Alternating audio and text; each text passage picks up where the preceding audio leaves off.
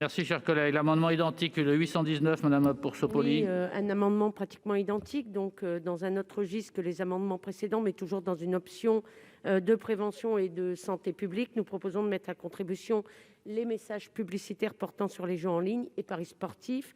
Entre 2014 et 2019, les investissements publicitaires des opérateurs de jeux en ligne et de paris sportifs ont augmenté de 25 % et font l'objet de campagnes publicitaires intenses et particulièrement ciblées envers les jeunes publics.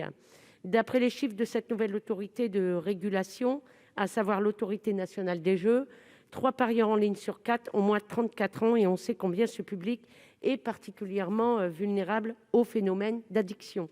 L'un des principaux centres de soins dédiés à Paris, l'hôpital Marmottan, a observé que les jeunes adultes de moins de 25 ans représentaient à eux seuls 62 % de la totalité des patients pris en charge pour leurs addictions aux paris sportifs.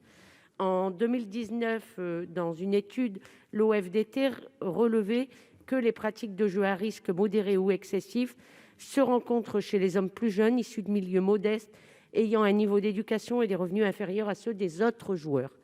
Grâce au travail de l'ancien Observatoire des jeux, et je tiens ici à saluer l'implication de Jean-Michel Costes, qui fut le premier dès 2011 à nous alerter sur les dangers de ce phénomène, il est désormais admis que cette pratique peut entraîner de graves troubles sanitaires et psychiatriques et qu'il y a là un véritable enjeu de santé publique.